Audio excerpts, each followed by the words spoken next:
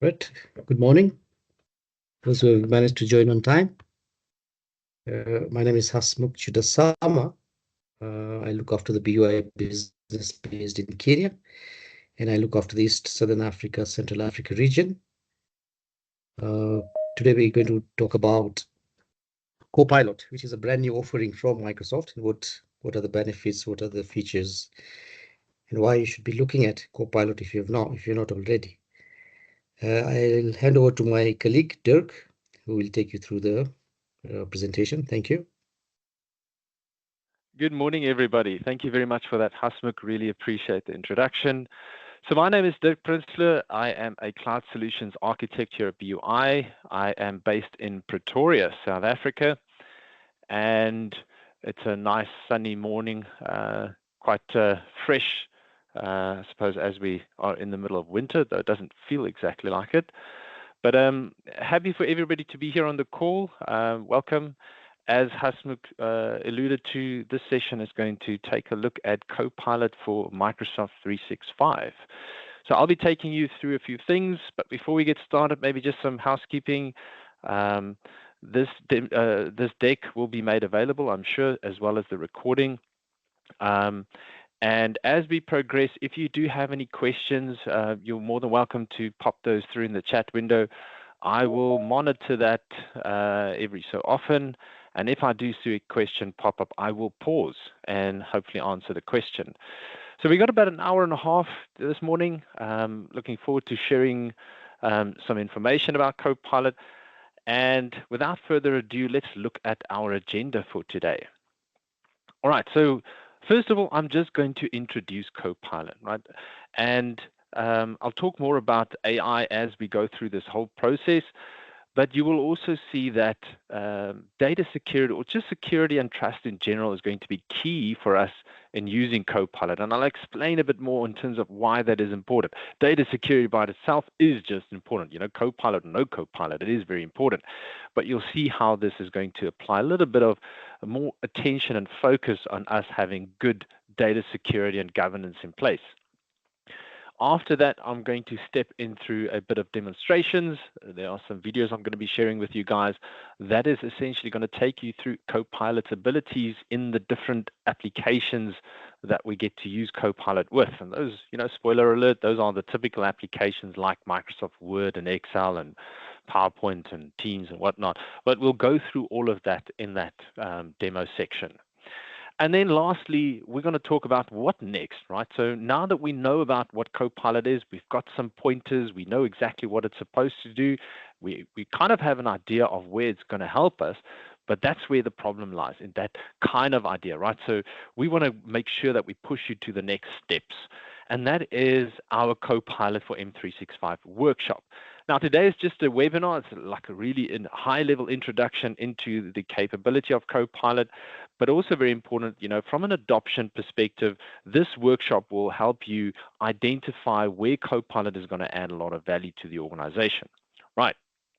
Okay. So let's start with a bit of an overview.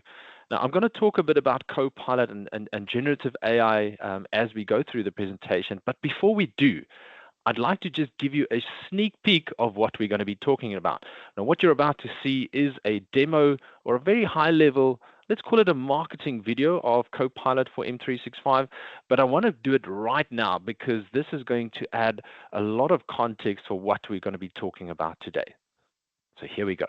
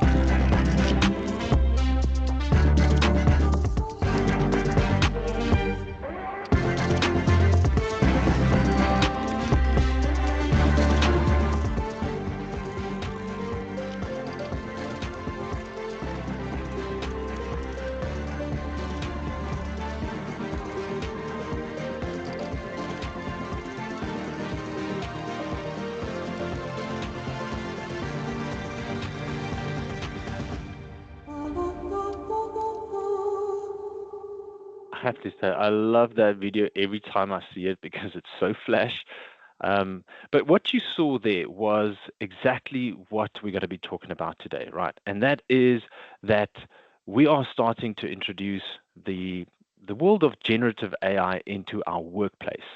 Now, the world of generative AI should not be new, right? I'm sure everybody here on the call has interacted with AI somewhere in the last 2 years or since, I suppose, let's talk about the elephant in the room, which is ChatGPT. And I say elephant in the room because you kind of will, as we progress through the webinar today, you'll see how I kind of reference back to ChatGPT's capabilities. But let's talk about ChatGPT, right? Because it is very important. That is the first time that generative AI capabilities has been made available to the masses, right? To you and me, everybody, we started using AI. Is AI new? Absolutely not. I'm sure you'll all agree. Artificial intelligence is not new. I suppose the first, if I remember correctly, I believe the first introduction of artificial intelligence was actually in the UK in the 1950s, where there was a gentleman who evolved the game of checkers to have an AI engine apply and predict moves based on the opponent's moves. Now, that was, 1950s, that's a long time ago. So the point I'm making is AI is not new, but what is new is the fact that we can use AI ourselves. AI has always been around, but it has always been something that, the guys with the lab coats and the thick glasses that works in the basements, that's what they used to work with, right? But now it's become more mainstream. We can use things like ChatGPT. Maybe you use it for web searches or trying to, create something and summarize stuff and, maybe just interact with that generative AI capability. And very important, the word generative AI, because there is things like machine learning and non-generative AI as well. But generative AI is this whole idea of we provide a prompt and we get a response.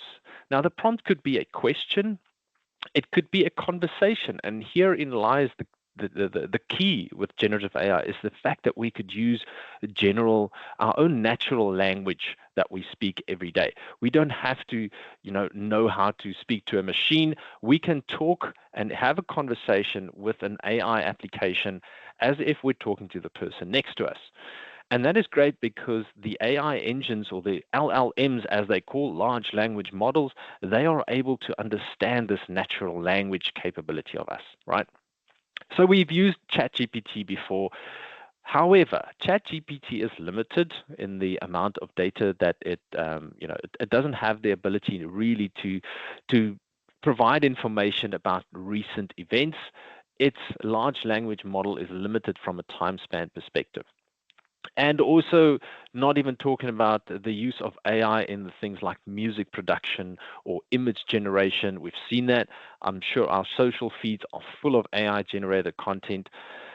But where does Copilot fit into the mix of all this, right? So we say here on the screen, the age of Copilot has arrived.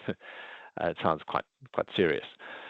But Copilot is, let's just start at the beginning. Copilot was first introduced by Microsoft as its own generative AI capability, right? Call it a competitive to ChatGPT, but this was Microsoft's take on generative AI applications, right? And it started with a whole bunch of capabilities. I think one of the first Copilots that Microsoft used the word Copilot with was Copilot for GitHub. Now, GitHub has a code repository that Microsoft owns, and they've introduced Copilot to help developers write code. And from there, we saw this kind of explosion with the words of the word being Copilot in all of these Microsoft AI products. Now, if you think about Microsoft Cloud, every Microsoft Cloud has got a Copilot. And when I say cloud, I'm referring to, we've got Microsoft 365, or for short, M365. We also have D365, right? Dynamics. We also have the Azure cloud. We also have security elements. And all of those things have Copilots. So we're talking specifically today about one of those Copilots, and that is Copilot for Microsoft 365, right? So what is this Copilot for M365? Essentially, it is your AI assistant for work, right? The key here is for work. And you kind of see the trend as we progress. A lot of people have been using ChatGPT for work as well, right? Is that a good thing? I don't think it is. And the reason probably behind that is because ChatGPT is a public LLM. It uses the prompts and the interactions that we have with ChatGPT to train its LLM, right? So it will continuously evolve as we make use of ChatGPT. The drawback of that is predominantly about us as employees of an organization sometimes use work-related content, and we put that in ChatGPT to either summarize or to make changes or to ask questions, but we're in fact ingesting sensitive or potentially ingesting sensitive company data into a public platform, right? So what are we doing? We are data exfiltrating. We are exfiltrating sensitive information. And actually, to the point, I think a year and a half ago, Samsung actually got caught out where employees were actually ingesting very sensitive company data into ChatGPT. And as a result, the LLM then learns about that data, right? So maybe it wasn't meant for the public platform, but by using ChatGPT, it's gone that way. So, I mean, Samsung, obviously being a very, very large global organization, they've got lots of ramifications for that. And, they have been in hot water about that. But Copilot for Microsoft 365 stays within your environment, right? It means that you've got your own, and I don't want to call it, but let's just for argument's sake, say you've got your own ChatGPT within your work environment. And this is called Copilot for Microsoft 365, right? And we find Copilot everywhere in the stuff that we do. And those places we're going to be using Copilot, that's what we're going to talk about in our demos. But we have Copilot built in a browser, right? There's an application on your mobile device for it. It is embedded in the M365 apps, right? So that is Word, Excel, PowerPoint, etc. And something we're not really going to go into too much detail, but happy to take it offline, is Copilot Studio, which is a low-code solution from Microsoft that allows us to actually extend Copilot for M365 abilities. All right. Now, you'll see this kind of border, right? That we see here around everything. And this is meant to kind of illustrate that whatever we do within Copilot for M365 is contained within our own M365 tenant, right? As opposed to the thing I just mentioned about ChatGPT, anytime we provide a prompt in Copilot for M365, it is contained, right? Microsoft doesn't use those prompts to learn and train any kind of public model. It's only contained within your environment, and it only accesses information within your tenant, right? And this is very, very important for us to understand because I'm going to talk about data security. So all the documents that we store in M365, that could be things we store in Teams. Maybe you've got SharePoint sites, any documents stored in document libraries in SharePoint sites. OneDrive, really good example, right? All the stuff we store in OneDrive, emails, Teams chat conversations, and very importantly, meetings, right? I know we all spend lots of times in meetings, and Copilot will have access to all of that, right? And when I say Copilot have access to that, there must be alarm bells going off, right? If you've never worked with Copilot, you're immediately going to ask, but hold on. Does that mean Copilot have access to all my company data? Yes, it does. But here lies the trick. Copilot cannot surface information to you as an individual that you do not have access to, right? We'll talk more about that, but remember that, right? So company data, but it can only respond with stuff you've got access to. All right. And it also accesses the internet, right? If it finds that it needs to, based on your prompt, which is the question or the text that you type, right? Based on that, it could also go and pull information from the internet, which we will see in the demonstrations as well. All right. And Copilot is not new. Copilot for M365 has been around since, I believe, is August, September last year. BUI has actually been in part of that private preview from day one. So we've been using Copilot for almost a year now. And a lot of other customers have also been using Copilot. And the feedback that we got is interesting, right? 70%, 75% of people actually said that Copilot's making them more productive. And it should, right? You will see in the demonstrations, it should be making you more productive because you will find that you are doing mundane things that an AI assistant can do on your behalf, right? And 68% said Copilot improved the quality of their work. And the reason for that is, when we are content creators, not all of us are as creative as we think we are, right? And we have to create content, and some of us struggle, especially if you're starting from a blank slate, right? Let's, for argument's sake, you have to create a presentation on something or write a document from scratch. You open up Microsoft Word and you're staring at this blank white page and think, how am I going to put something together that is meaningful, right? Not everybody's got that ability to create, quality stuff from scratch. So great to see a lot of people seeing that has improved their quality. 30% faster at writing documents and creating presentations. We'll see a bit more about that. And 4 times faster at catching up on missed meetings. Now, this is for me as a personal, help. Copilot is instrumental in how I function in meetings every day. I am bombarded with meeting requests. I am probably spending about 80 to 90% of my working hours in a Teams meeting, right? That sounds a lot.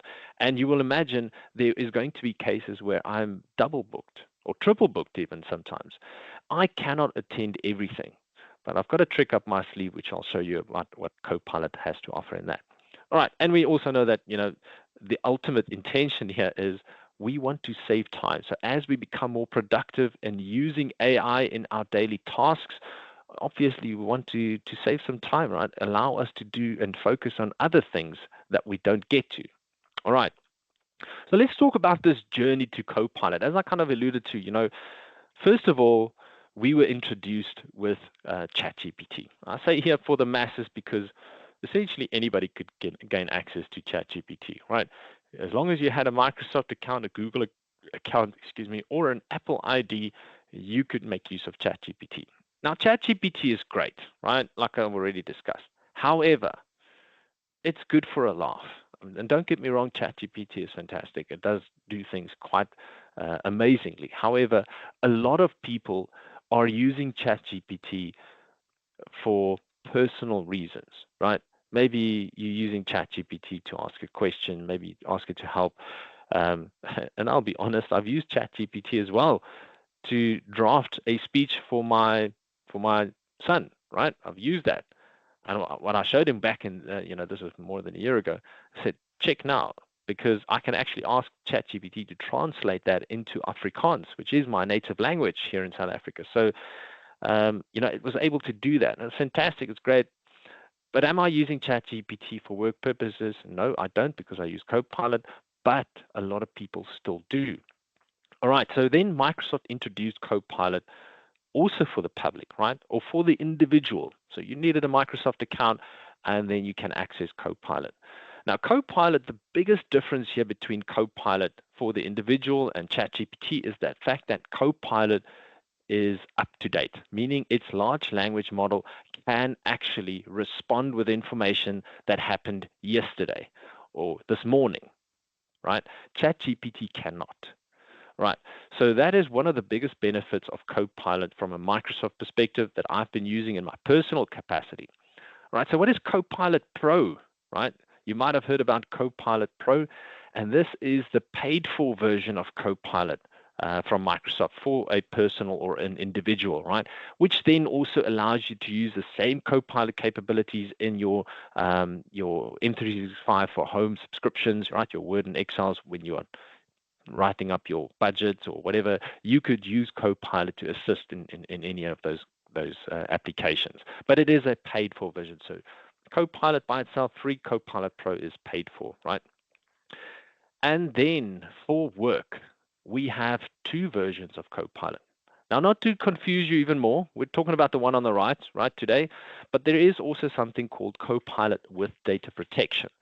And basically all that is, it allows us to use Copilot for either work or personal purposes, right? But then what is the difference between the one on the left, which I can also use for personal purposes? The only difference is that the one on the right means that we have data protection, right? It means that Copilot will not learn from your prompts, and it will not store any prompts under your account, right?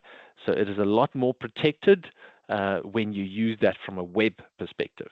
But Copilot for M365 on the right, this is the one that we're going to be talking about. This is for a business user that can interact or use generative AI, both for work purposes. So we've got access to all our work content within M365, but also interact with the web should we feel the need to do so. All right.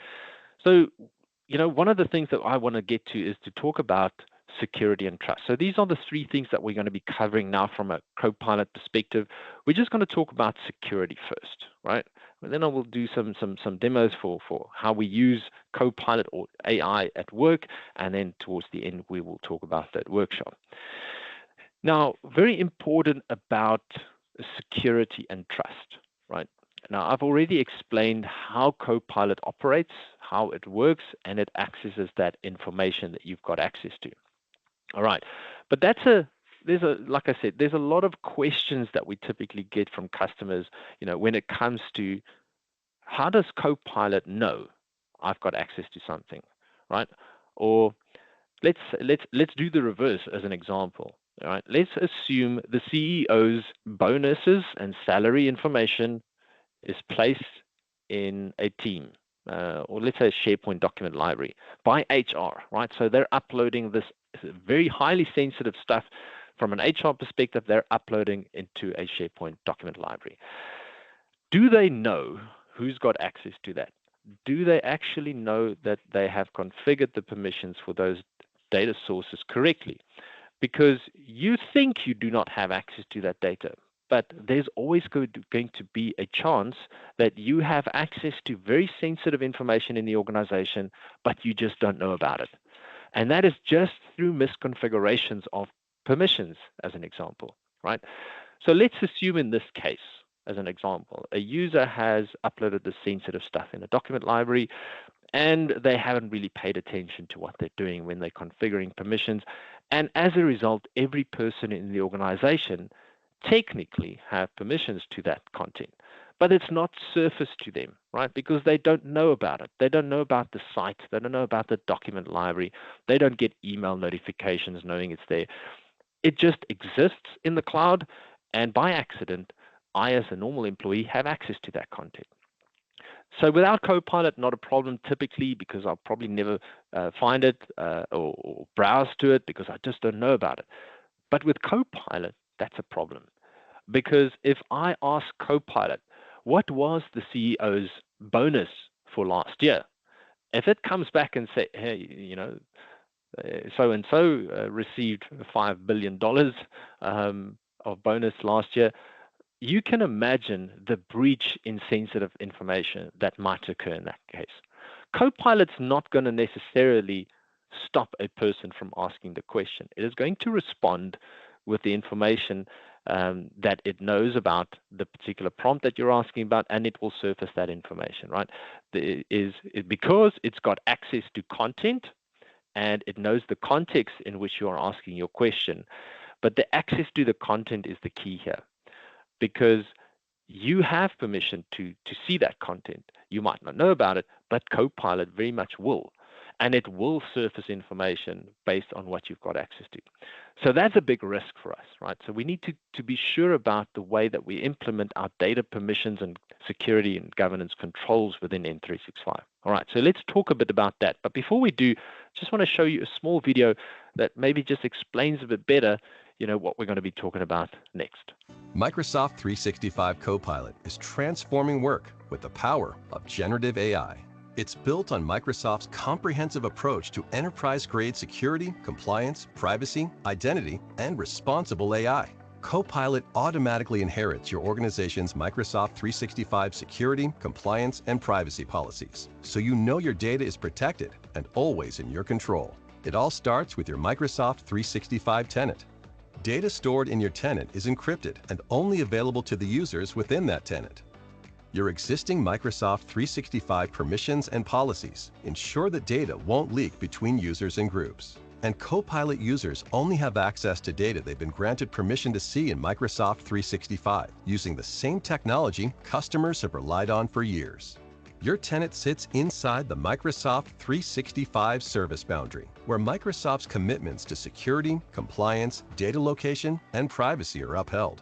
The Copilot large language models, or LLMs, that process your data sit within that same boundary, much like other Microsoft 365 services. Microsoft does not have eyes-on access, which means no one can view your data.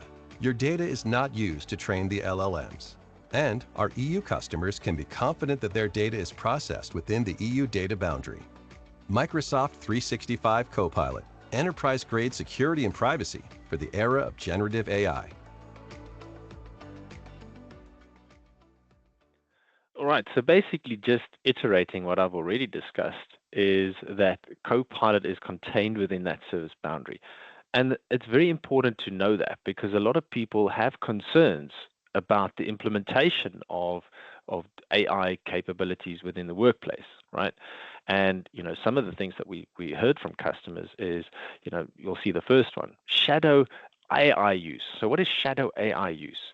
So this is exactly what I explained at the beginning. People using public or non-approved AI applications for work purposes. Now, we don't always know that people are using these solutions. Now, there are technologies within the Microsoft security capability that can be able to use to detect this shadow AI use. But we already know that from this information that 78% of AI users are using their own kind of AI capabilities, whether that is ChatGPT or whether it's Canva or whatever capability, but something that is not typically endorsed by the organization. And maybe it's not endorsed by the organization because they're not taking it serious. In today's world, shadow AI is a problem for all the reasons I've already explained, right? And we also see that 97% of organizations have this concern about using AI in their organization purely because they feel they don't have control. How are we going to stop? How are we going to lock down the use of this shadow AI capabilities to protect our organization, protect our data, from accidental on purpose, data leakage exercises, right? And also we see here that because AI has becoming more and more of a concern in our organizational or, across the world really, is that we are going to see an increase of regulatory requirements that we need to adhere to when it comes to the use of AI, right? And we are going to have penalties. We are going to see lots of strict regulations come to forth when it comes to the use of AI. I mean, just in the public space, we've already seen very, very large gray areas when it comes to AI-generated content. And what I mean by that is from a legal perspective. I remember not too long ago, there was a case, I think it was in Europe somewhere, where there was an image that was generated, right? And this image, or the author that created the image, tried to claim copyright on the image. And as a result, there was a big discussion about who owns an AI-generated image. Is it the person who generated the image using their prompts? Or is it the actual AI engine, the company that built the AI model that generated the image? And back then, and I'm not sure exactly what has transpired since then, but I remember very distinctively that there was no decision, right? It was a very gray area, and we're all kind of new in this, especially from a legal perspective in this AI capability. So we can expect regulations on the increase when it comes to the use of AI. Right. Now, the kind of problems that we're going to sit with, or the challenges, right, are oversharing of data, right? Like I said, people using AI capabilities and sharing or ingesting sensitive information into these AI applications, whether they're not really authorized to do so, because those public large language models will learn from that information, right? And also users may inadvertently leak that sensitive data then to these AI applications. And the kind of regulatory scrutiny here is this whole thing about non-compliance that we're going to see very, very soon, if not already in place in certain countries, right? So we want to make sure that we start using AI in what Microsoft always likes to say, a responsible manner, right? And this is where Copilot for M365 is the answer. Nothing else, Copilot for M365, because it's contained within their tenant, right? And from a trust perspective, right, let's talk about security in a second here, right? I've already discussed, right, that Copilot will only have access that you have access to. So we're talking about permissions. So Copilot will always honor your existing permissions. And the key word here is your, right? It's your permissions. It's not going to look at information the person next to you has access. It is you. So everything that you do from a Copilot interactive perspective, that is contained within your, your scenario where you've got access to, right? Now, if you also have data loss prevention policies, it will adhere to those DLP policies, meaning it will not transverse this data in transit and violate any kind of DLP policies, right? And we talk about some technical terms here, but at the bottom, we talk about risk-based conditional access, right? So if you're familiar with conditional access, it is a capability in Microsoft Entra ID that allows us to provide certain rules that needs to be met or conditions that needs to be met before a user is granted access, right? So all of these things, Copilot for M365 must adhere to, right? It's very important, and it does. But it can't do these things if you don't have these controls in place, right? That makes sense. Again, from a governance and compliance perspective, this is where we need now. I mean, does this mean we can't use Copilot, right? If we don't have all these data security? Absolutely not, right? We can use Copilot, and I'll talk about a really fast way of implementing Copilot when this might still be a risk. But the key here is it is forcing us to be a bit more aware and prepare ourselves for data security when we start using AI because of this reason, right? And we also want to make sure that we can detect and investigate non-compliant usage. Now, Copilot is great from an end user perspective, but surely there must be a capability for compliance officers in the back end to make sure that whatever people's asking and the type of information that's surfaced does not violate any kind of non-compliance rules we have in the organization, right? And privacy, very, very important, right? You control your data. You are in control of that data is the key here, right? Your data is your data, and you will always remain in control. This is not an AI bot that's coming to take your job. Let's get that out of the question, right? Generative AI is not here to take your job. As opposed to anything that you've heard, I'm here today to tell you it's not coming to take your job. You know what is going to take your job? A person who knows how to use AI for work purposes. That person is going to be coming to take your job. And I think that's just going to spur us on that, if we're not implementing AI in our organization, somewhere along the line, we are going to be left behind. Your competitors will already be using AI where you're not. So like I said, you will fall behind. However, like I said, you are in control. The data location still remains into that M365 service boundary. Again, right? It's not overstepping on any of those boundaries. It is contained within your tenant, right? Commercial data protection is what I've already referred to under that Copilot with data protection, meaning we are not sharing any of our information that we're putting in our prompts, even if it's web-based, does not get shared with Microsoft. It doesn't get shared and trained on an LLM model. It doesn't store a history of the stuff that we're asking for. So our data and the way that we use Copilot is completely protected. All right. So how do we get started, right? How do we I'm sure I've raised a few alarm bells, and people are probably thinking, well, maybe we've got a problem, right? We need to start thinking about that. And absolutely, right?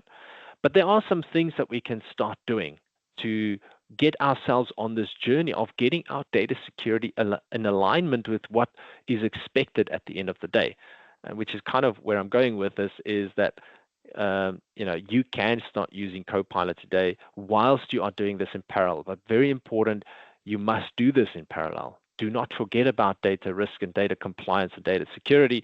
It is very important, especially for Copilot. All right, so how do I get started? Now, these are just recommendations, right, from a Microsoft perspective. I know we're talking about technical terms here and licensing here at the bottom, but ultimately, there are certain fundamental things that we want to have in place from a data governance perspective, right? And that is just very basic multi-factor authentication. Why is multi-factor authentication important for the use of Copilot? Because multi-factor authentication, or MFA for short, protects our identities within the organization. It stops a bad actor from stealing an identity and then gaining access to an environment, right? I can talk about MFA the whole day, but essentially, without MFA, you typically have a username and a password, and passwords are just dumb, right? I'll say it outright, they are stupid, and the reason I say they're dumb is because people select passwords, right? And what do? As humans, we have to deal with multiple lists of passwords in our work and personal lives. So we try and make it easy for ourselves. So we choose a password that's easy for us to remember, right? Typically something that you're familiar with. And if you've got a password expiration policy that says every 30 months or every 30 days or every 60 days, you need to change your password. We try and be clever. We keep the same password. We just add the month and the year at the end, right? Try and bypass this whole restriction of changing passwords, but we still keep the same password. And it is a basic password, meaning it is a word. It might contain a number. It might contain a special character, but we always keep it very short so that we can remember. And the bad guys knows this as well. Right? So just having a password chosen by a user is very, very easy to bypass.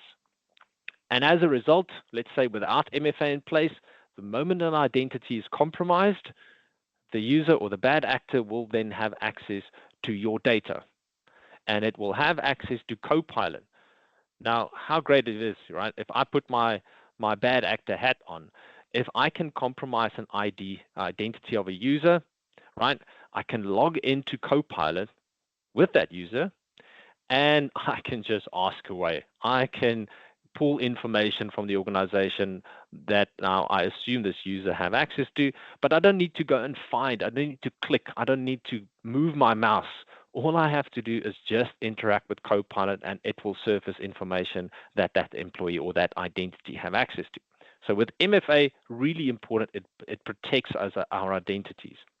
And second to that, audit logging. Now, audit logging is in fact turned on by default nowadays in M365 tenant, which means every action that a user does is audited, right? It is kept in the audit logs. So we want to make sure that we can go back and see what's happening. Same for Copilot, right? Is to make sure that we have that audit logging on for Copilot so a compliance officer, like I said previously, can actually go and do something about it. After we've got our baseline in place, right? Let's say you've already have these things in place. The core and best in class are then additional capabilities that we can enforce, right? There are license requirements though at the bottom, right? We see a typical for core, there's a lot of stuff here that we can do, but requires maybe an M365 E3 license or this SharePoint Advanced Management add-on to have some of those above capabilities, which is conditional access, right? I've talked about conditional access. Manual sensitivity labels, right? If you're not familiar with sensitivity labels, they are a way for us to classify information and then also protect highly confidential information, whereby we apply a label to a piece of content, and as we do, it actually encrypts the document, right? And that encryption stays with the document or the email and therefore cannot be accessed by anyone who is not supposed to have access to that. And Copilot for M365 will adhere to that sensitivity label. So if it is encrypted, Copilot cannot access the information. Again, right? Think about that explanation or that example I used about the highly sensitive HR data being stored in M365.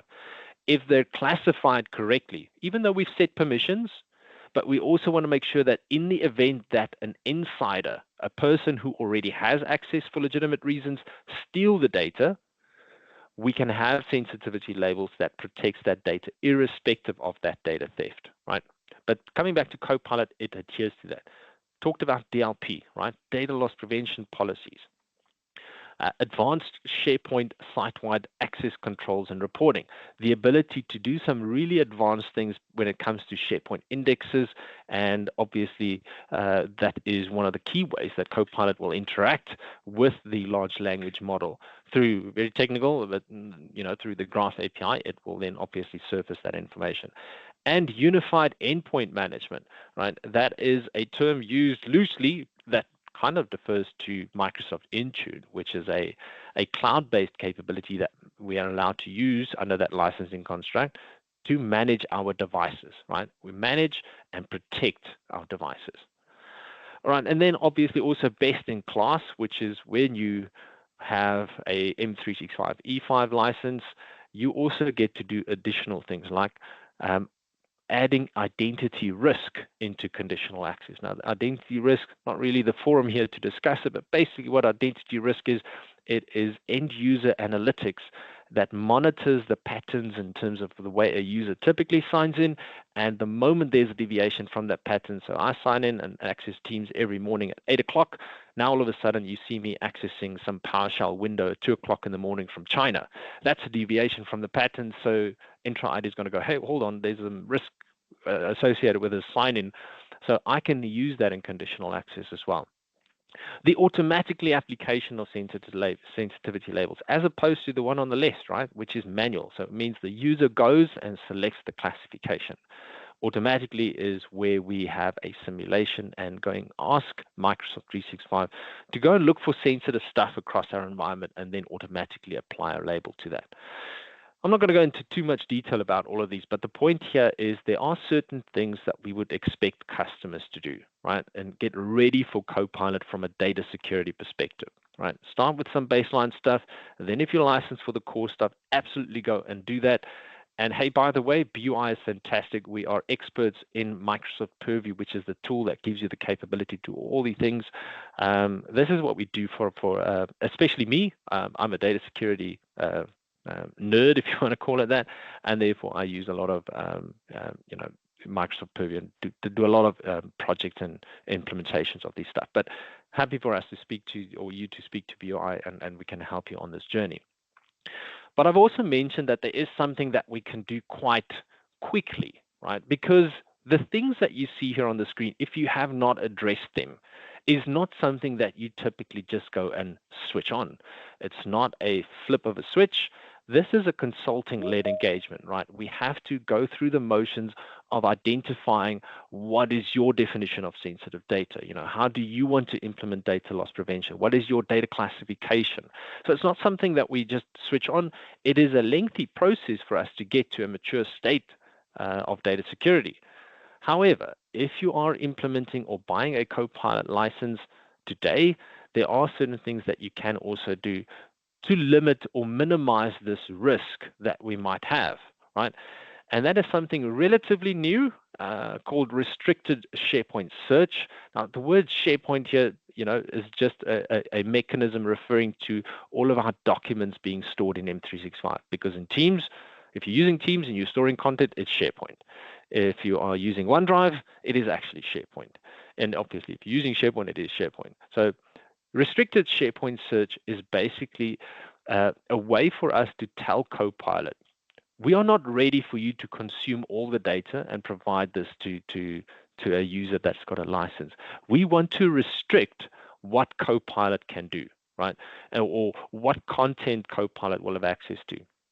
And this is a great ability for us to say, we will start with a limited selected set of SharePoint sites or specific OneDrive accounts, and we are going to limit. This large language model is now not so large from the beginning, right? A small language model, but the idea is we limit the amount of content that Copilot has access to. And we do this whilst we are addressing our data security in parallel. This allows you to still use Copilot, but make sure and be comfortable in knowing that we're not adding any kind of sensitive data in that. We're not letting Copilot loose yet on our tenant, but we are limiting that content. And I think this is a great add-on that Microsoft introduced because, this was one of the biggest questions a lot of organizations had. And I've had instances when I had conversations with customers and explaining the risk of data security in Copilot, and the immediate feedback is, we're not buying Copilot, right? We cannot go with Copilot until we've resolved this. But with restricted SharePoint search, this is going to help customers immediately start gaining value out of Copilot whilst addressing those things in parallel. All right. Now, talking about the application of, where do we go, right? So this is just a bit of a flow chart that tells us, what are the things that we can do, right? So when you have this first portion called the Copilot for M365 Optimization Assessment, that is actually part of our workshop, right? So a bit of a spoiler alert, but I'll come back to that. But then that means we are ready to start using Copilot. Once we have got all the technical prerequisites in place, maybe I don't have a slide on it, but maybe I can just quickly talk to technical prerequisites, right? There aren't many technical prerequisites. I think the biggest technical prerequisite is things like your organization should be using Teams, right? You should have using M365 apps, right? So if you are licensed for it, you should be using them because Copilot only works in those versions of Office. If you've got something like Office 2016 or 2019 still installed on computers, Copilot will not work with those. It has to be the M365 apps. I think it used to be called M365 apps for enterprise. But nonetheless, that is a technical prerequisite. And then very much something a lot of people agree with or are happy about, and that is the fact if you want to use Copilot for M365 in Outlook, it has to be the new Outlook.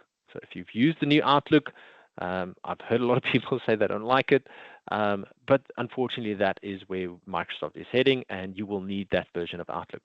That being said, the last time I checked, Microsoft is also working on making Copilot for M365 available for the old classic Outlook. So maybe that is on the cards in the short term, but at the moment today, Copilot will only work in the new version of Outlook. All right, but let's say you are ready to deploy, and we are now doing our restricted SharePoint search. So we're kind of isolating what Copilot has access to, and then we start in parallel by looking at what licenses we have, so what kind of data protection, data security controls we can implement, and then we start with those in parallel, right? Up until the point where we can then go back and say, we are now happy about our data classification or data security landscape, and we can disable that restricted SharePoint search. All right. Okay, so that's just a bit about data security. I don't want to monger fear here, but I think it's very important for us to acknowledge the risk and understand how Copilot is going to work with our data. And as if we do this, right, in parallel, there should be no problems. All right. So let's start talking about Copilot or AI in the workplace, right? Very important, very cool stuff we're going to see now. But all the things that I'm going to be showing you can be classified into three separate categories, right? And this is the kind of the value pillars of Copilot, in my honest opinion, right? First of all, it's to kind of allow us to be more creative, right? I talked about that person that opens up Microsoft Word, staring at the blank page, not knowing what to do. Copilot's going to help us to be more creative in that sense, right? It's also going to help us unlock productivity, right? Like I said, we want to save time in the mundane tasks that we do every day. So if I had an AI assistant that can do some stuff for me, let it do it, right? Allows me to free up time that I can focus on other things. I'll talk more about that. And then lastly, right, Copilot will also help us be better at what the things that we do every day, right?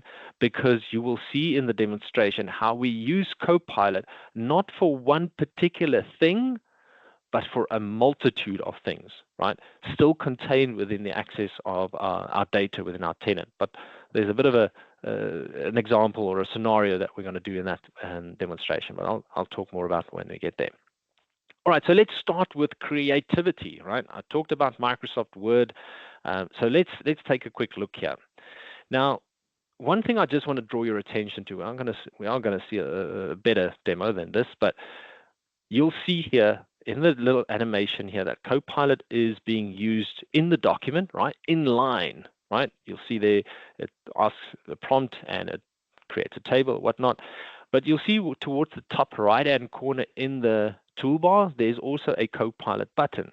Now that Copilot button you'll see in the demonstration is actually used to interact with the entire document, right? Whereas this Copilot inline is used to create stuff, right?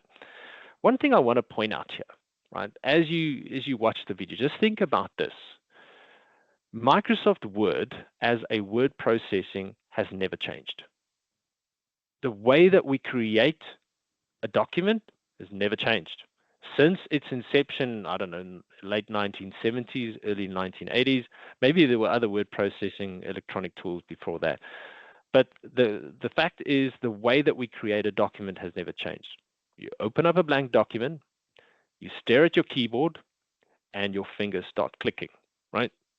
Yeah, maybe you do some formatting, etc. And yes, Microsoft has introduced lots of features and things to make it easier for us to do that over the years.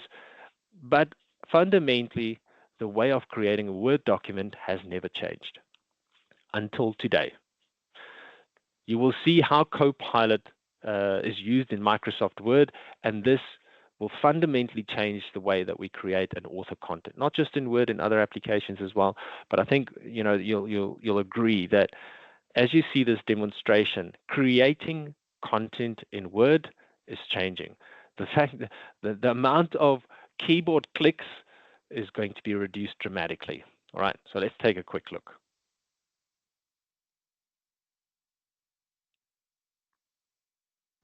You need to create a customer proposal and don't have time for writer's block. Copilot can draft a proposal based on your customer notes in OneNote as well as another internal document. Copilot scans the target files and gets to work, quickly generating a first draft with all the key details from the files you provided. Now let's say you want this to look like one of your previous proposals. Copilot can give you a draft in the format you typically use by specifying a reference file, and it can also insert relevant images from another file. To add the final polish, Copilot can generate a short summary at the top of your document, and also suggests ways to strengthen your proposal, with options such as adding an FAQ, which it will generate for you as a starting point for you to refine and add to. Copilot has taken a tedious task, simplified it, and freed you to focus on the details that matter most. Wow, let's just take a step back, right? It started with a user trying to create a document based on some notes. Now think about this, right? If you were to do this without something like Copilot, you would have to open up OneNote open on your computer. You will have to go to the notes section where you've taken the notes. Then you'll have to switch to Microsoft Word and actually start typing some stuff, right? So you'll refer back to the notes and then come back and write some stuff. And you'll do this repeatedly until you are happy with what you've placed in the document. You might not be paying attention to formatting, just getting the content out, but it could take you, depending on how many notes you've taken, but let's say a standard kind of, couple of bullets, you were in a meeting, you made some notes, and now you need to create this proposal. It is going to take you, if you're like me, a better part of half an hour to an hour maybe, to actually look at the notes, summarize, think about what was said in the meeting. Oh, yes, I remember when I wrote this down, they were actually talking about this. Maybe you didn't make a note of it, but it's coming back now. And now I'm starting to put this together. With Copilot in the demo here, I didn't type one thing, right? There was no typing here, apart from the prompts, of course, but all the content was generated by Copilot. And you'll see here at the bottom, there's a little toolbar that says keep it or adjust or regenerate. Meaning, again, coming back to the point, you're always going to be in control, right? We're not going to let Copilot just write documents for us and we're going to, send it to customers. You will always have to still require to review the AI generated content, right? And, it's just good practice that we make sure that whatever is written here is actually correct, because it is still AI and it still can make mistakes, right? So we want to make sure that that doesn't happen. So we will always be in control of our data. But the fact is, It's taken a task that typically takes or would take an hour to complete, taken a couple of seconds, right? Maybe this is very, very perfect, but for me, it will still take me about 5 minutes because I'm going to generating content, I'm going to review, and I might be applying some formatting to it, right?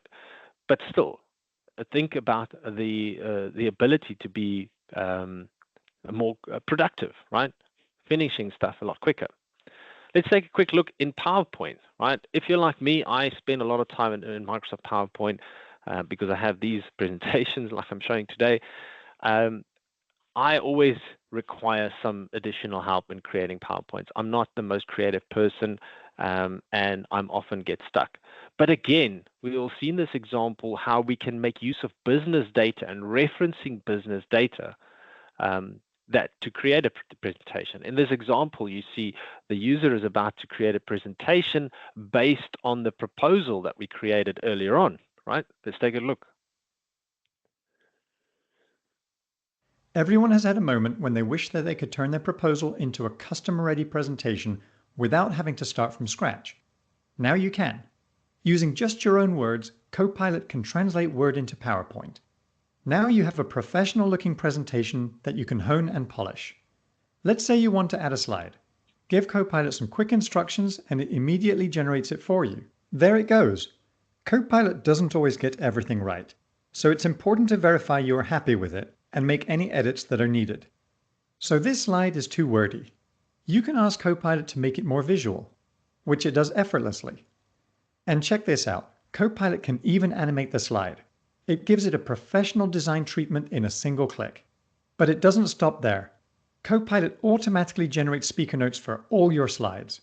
It's not only a time saver, it's helping you be a better presenter.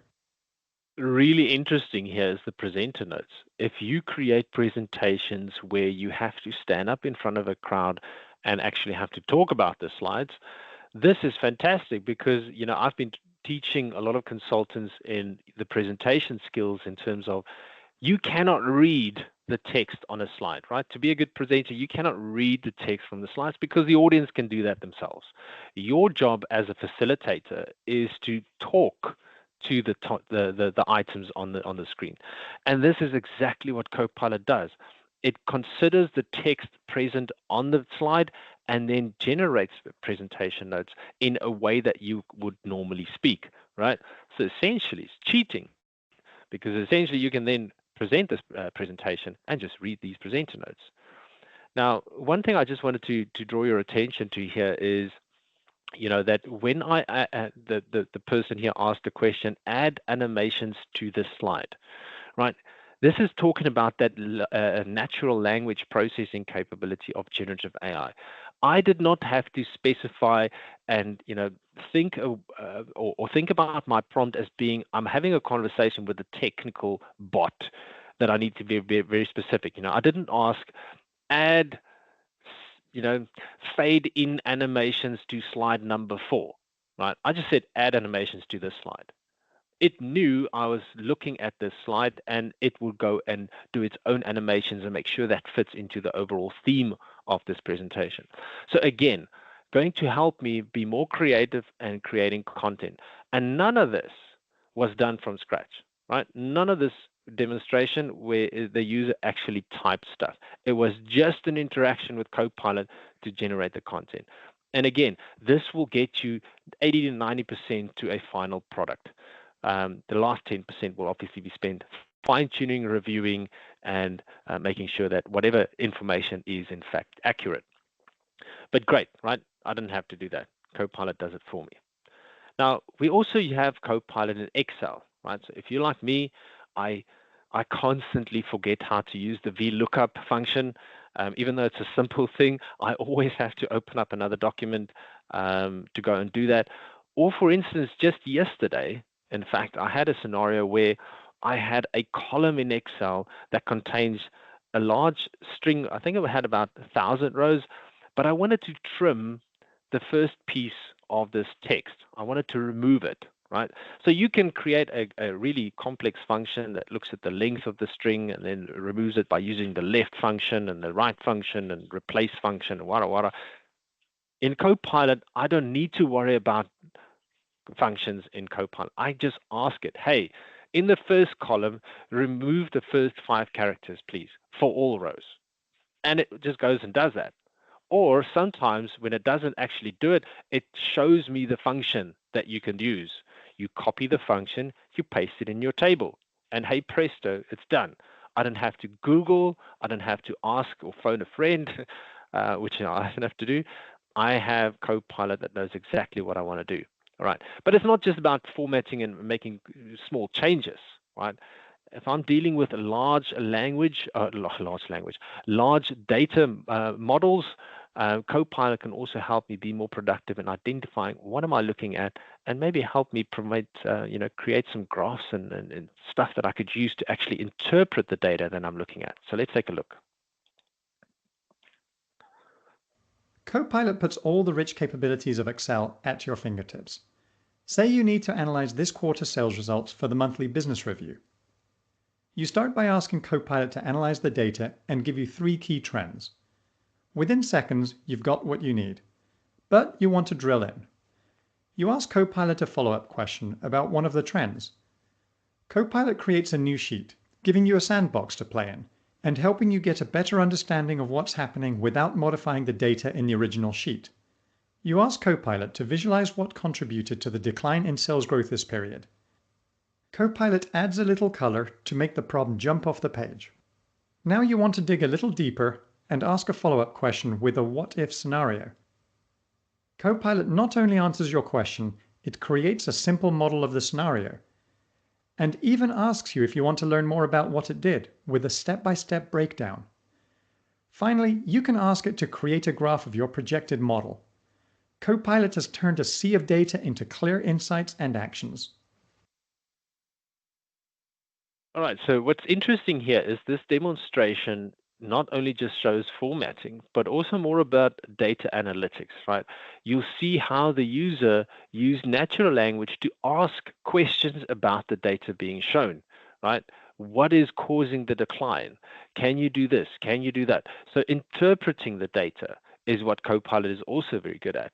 Now, I don't spend a lot of time in Excel. I just do some, basic editing in Excel if I've got technical stuff I need to do. But from a data analytics perspective, you can see the value that Copilot's going to add to the use of Excel. All right.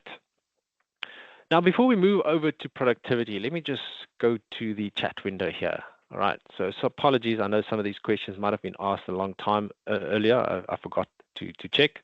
But let's have a quick look. All right. So when considering Copilot assessments on personal information, especially popular, where's the data processed by Copilot? If outside your RSA tenant, interesting question about, data sovereignty, right?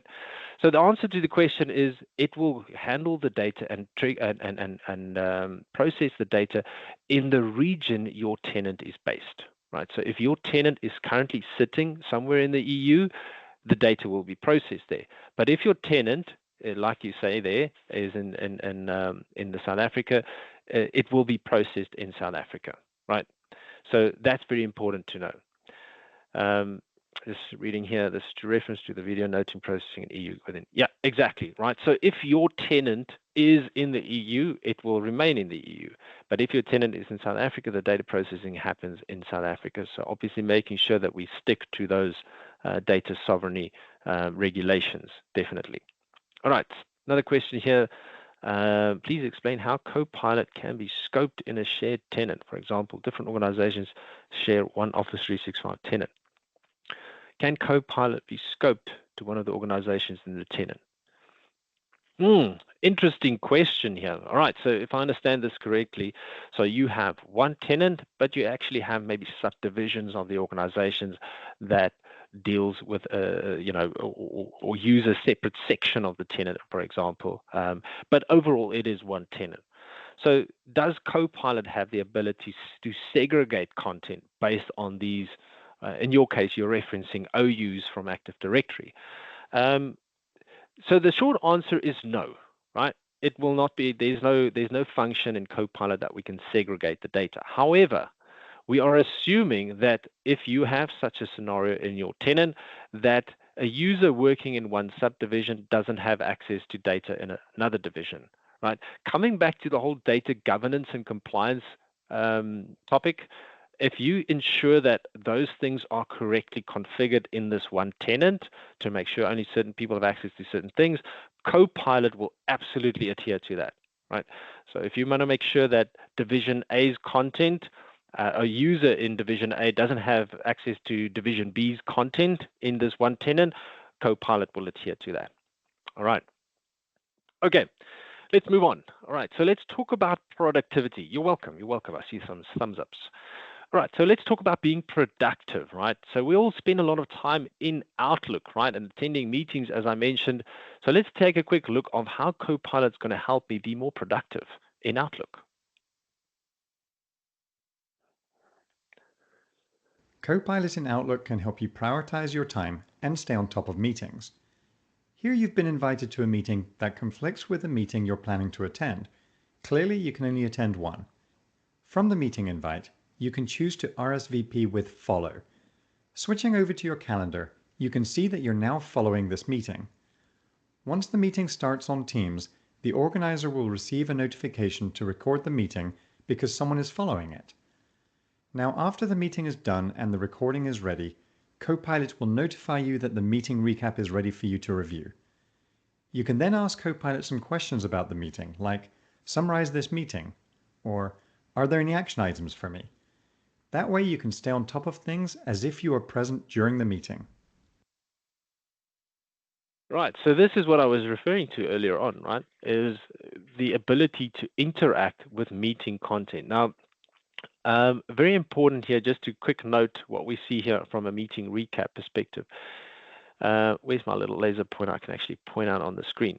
So everything from this line to the left, right, this is still leveraging AI to create meeting notes, right? So it's summarizing our meeting. As long as the meeting has been recorded or at minimum being transcribed, these AI-generated meeting notes will be present.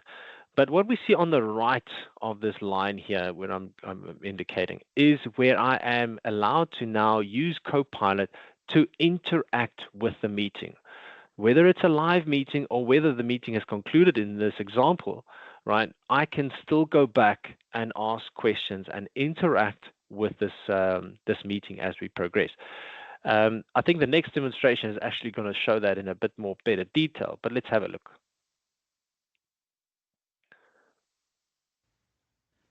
Imagine you have an appointment that conflicts with your weekly business review. What if you could do both? With Copilot, you can opt to follow a meeting. After the meeting ends, Copilot will summarize what you missed. You'll get a notification in Teams when the recap is ready. This recap will highlight content that was shared, summarize notes, and any action items for you or others whose names were mentioned. You see that one of your customers was discussed, and you want to learn more. You can ask Copilot clarifying questions, and it provides a detailed response. It can tell you why a certain decision was made, and gives you helpful context. You can even ask Copilot what other solutions were considered, and it provides citations from the transcript so you can see where Copilot drew these conclusions. It's a huge time saver. So that was pretty cool. But the real magic of Copilot happens during a live meeting. Let's say you're in a meeting with your team. You can ask Copilot to summarize the meeting so far. You can see how it summarizes who said what points were made, and it's really capturing the spirit of the discussion. And as the meeting progresses, you can check in on where people stand. You can even ask Copilot what questions are unresolved. It's just amazing to see this happen in real time during a meeting. And this is really great. This is something that I've actually been using for quite a while now.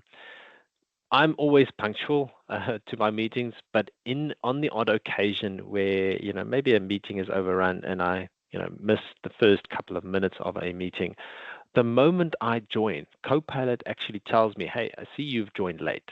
Do you want me to recap the meeting for you?" Right? So it's anticipating I've joined late and I might have missed some proper conversations here.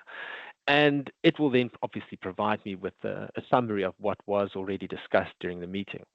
What's really great about this capability is I don't have to be that guy that says, hold on, I'm sorry, I joined late, and I'm really sorry if this question was asked previously.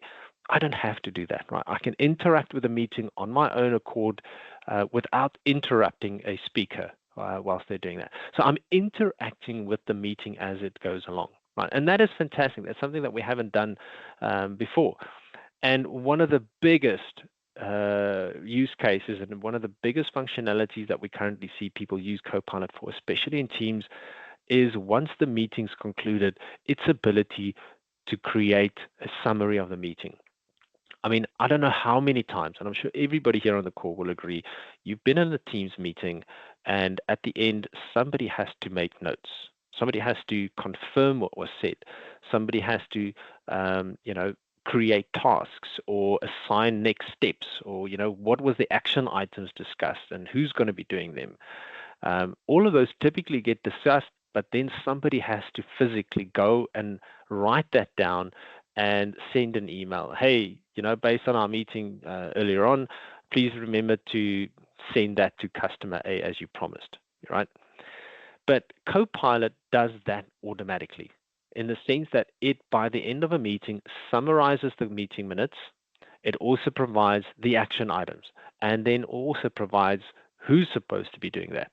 And that is great for me, and it's become just second nature, though, not all of our meetings are typically recorded. So if I initiate a meeting, I don't typically, even though you can have a policy technically to always record the meeting, I don't. But I've always forgotten to record the meetings, but Copilot and the use of that summary and action items has become so key in my daily job that that's the first thing I do, right? When I start a meeting, ask the audience if they're okay for me to record, press the record button. That means I don't have to worry about, missing something. So if I had a meeting earlier in the morning and towards the end of the afternoon, I've already forgotten, because I've been sitting in so many other meetings, I have forgotten what was actually said in that meeting. And oh dear, was there anything for me to do? Was there any action items for me? I can't remember. I vaguely remember something, but I can't remember. Copilot will tell me, right? I don't have to worry about that. So fantastic for Copilot in Teams. It's a very, very popular capability of Copilot. All right, so then lastly, also looking at how we can use Copilot to do a whole range of stuff. Up until now, we've seen how Copilot, are there to help us create something in Microsoft Word or PowerPoint, or pull analytics from a data model or a data table in Excel, and even in being more productive. But I can stitch all of those things together to help me perform or achieve a particular task that I need to do, right? So Copilot, we've seen it now in the different Office applications, if you would, but now in Teams, there's also, it used to be called M365 Chat, or Microsoft 365 Chat, is now just called Copilot. So that's maybe an old screen there, but you access Copilot very much like that. ChatGPT is not embedded in Word or Excel, right? You go to a website for ChatGPT, or you open up an app if you've got an app, and you interact with it there. And this is very similar. You can access also Copilot from a single location, and this is called just Copilot in Teams, right, where I'm interacting from a chat perspective. So let's check it out. Introducing Microsoft 365 Chat, a powerful new capability in Microsoft 365 to solve your most complex problems at work. Let's say you're a marketer at a national chain of home improvement stores, and you need to get the latest on the store opening. You start your day with Copilot, asking what's hot in your inbox today. It does some thinking and gives you an overview of the most pressing items. Great. Looks like the new store opening plans could use your attention. Let's dive in deeper there. Copilot combs through all your recent emails, chats, documents, and meetings, whether you attended them or not, to get you up to speed in moments. It didn't just summarize a single document, it knew what sources to pull from and what information to extract from each. Next, you need to do some market research. Let's say you want some details on square footage and the proximity of competitors to your new location.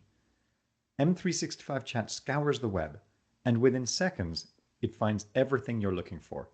And it includes references, so you can easily fact-check the results. You're curious, how does this stack up against the other stores you opened in the past year? Copilot figures out which stores you mean, crunches the numbers, and gives you the answer. Next on your to-do list, finalize the date and speaker for the opening event. You missed the last meeting, and this might have come up in the conversation. Copilot's got you covered, getting you up to speed in seconds. Looks like it was a dynamic discussion, and it's your responsibility to make the final decision.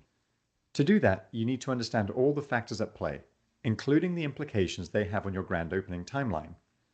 Copilot extracts the relevant details and puts them in an organized table, which helps bring the full picture into view.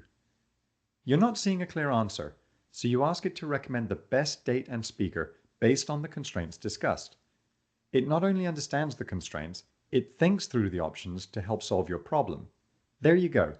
Now you have a clear recommendation, so you can make the call and notify the team. Now that you've got your opening date, you've got to get the customers excited. Time to write a blog post. You point Copilot to the right files and ask it to pick the top 5 things and make them prominent. Here it goes. Give it a moment. Okay, now you've got a blog post. This store will be the first to unveil your new home improvement concierge service, and you need a catchy tagline. Let's generate some options. This is great for when you've got a case of writer's block. Here we go. These look pretty good. You want to add a blurb on the new store manager and highlight their impressive retail experience. Copilot pulls the information from LinkedIn and puts it in the blog for you. The opening is just around the corner, and you've got to send an email to get the team ready. Now, one of the amazing things about Copilot is you don't need to worry about things like punctuation, spelling, or being super structured in your prompt. You can just give it a total brain dump, as you can see here. And what you'll find is the more context you give it, the better the results. There was a great quote in the store walkthrough video that you want to include, but you don't remember where you last saw it or have time to search for it, let alone rewatch it to find the quote.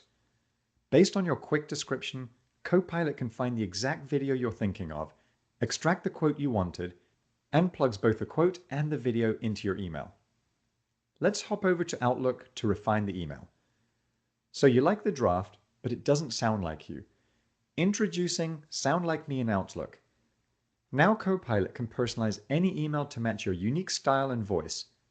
It even gets the subtle details right, like how you sign your emails. M365 Chat is a whole new way to work. And this is what's interesting, right? Is you've seen in the demonstration how not just one task was achieved, right? This user had a whole string of things that he needed to achieve, but Copilot was there to assist all the way, right? Right from interacting with business data, pulling information like the store locations, right, from the internet, and then also help in creating, blogs and emails, etc. So all of those things, you can imagine if a person had to do all of these things, do the research, right, do the creation of the blog posts, get it reviewed, create the email that he's about to send out. All of those things, you're probably looking at a day's worth of effort, right, to get it spot on. And all of this has been done in a couple of seconds. Now, again, maybe spend a bit more time. I mean, this demo is obviously well rehearsed, but the point is you can see how this is going to allow us to be better at the things that we do every day, right? As long as we use Copilot. And I think that's very key here, right? Is it's great to see what Copilot can do, right, from a demonstration perspective, but what does it actually mean for me, right, in my job, at my company? And that is one of the things that's not always as clear when it comes to Copilot deployment and adoption.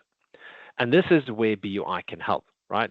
Because now we need to talk about, okay, so what next? Now that I know about these things, what do we have to do? And introducing our Copilot for M365 workshop. Now, this is a short engagement that we do have with our customers, but the idea is that we go through the motions of starting with an assess phase, right? These are the 3 phases of our workshop. So the assess phase is a discussion, right? Yes, there is a technical questionnaire that we complete as part of this workshop, but it's more of a discussion as well in terms of understanding your business, understanding your readiness for the use of Copilot. So in that assess, we'll talk about licensing. We will talk about data security.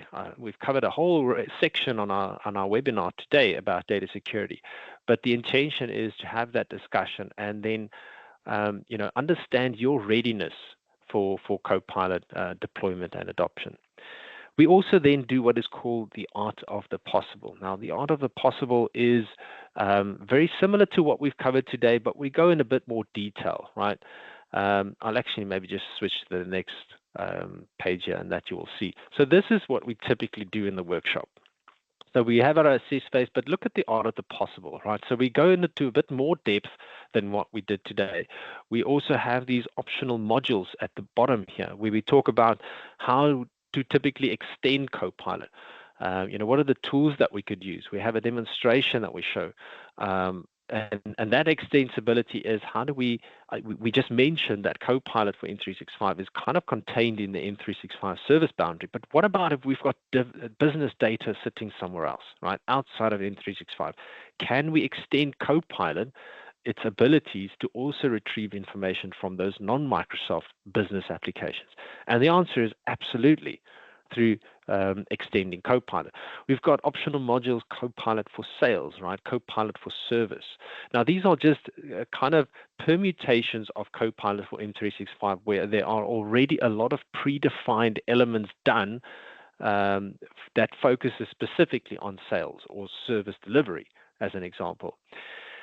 But the key of this entire workshop comes with the build the plan kind of phase that you see there. And this is answering that question that I posed just a couple of minutes ago. And that is, how is this going to impact me?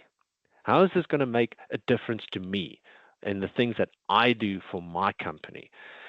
So we have what we call a scenario analysis and prioritization exercise where we actually talk about the things that you do. Right. So we have, I wouldn't call it an interview, but we have an open discussion. Let's talk about what you do, right? Give us an example of a typical task that you do. Tell me how long it takes, and tell me the challenges that you face on a daily basis in doing that task. And then we go, all right, let's see how Copilot can help you with that. What kind of prompts can we use? Where, right? In Word or Excel, if it's something you have to do, or just in Teams, for example, right? And then we build out this prioritization of, hey, here are the key scenarios tailored to your organization that we should prioritize because it's got the least amount of effort to do, and it's got the highest value to the organizations because it's not just you that performs this task. You've got 10 other people around you that do similar things, right? And that is where we end our workshop, where we provide you with a bit of a report and also provide recommendations in the form of a kind of a roadmap of where to from here. Because at this particular point, at the end of this workshop, this is where you would now start thinking about acquiring Copilot licenses. And that's basically our Copilot for M365 workshop. All right, we've come to the end of our webinar today with 7 minutes to go. I just wanted to open up the floor here before we conclude the session. Are there any questions or any comments? And if you're shy, you're welcome to just email me as well. I'm sure my email address is on the invite. But if you have any questions, let me know.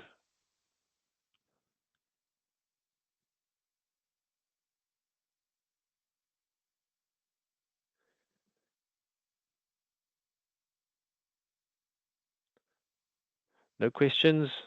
All right.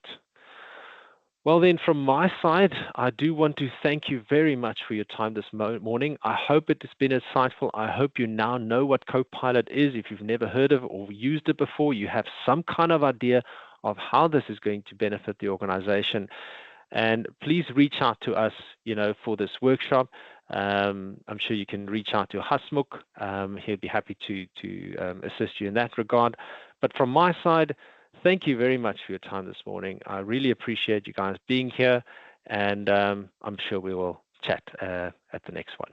Hasmukh, back to you. Thank you, Dirk, and very nice session.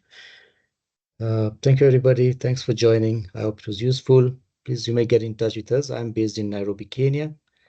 So if there's any inquiry or if you want to know further about the solution, please get in touch. We'll be happy to assist. Thank you very much. Have a good day. Here's everybody.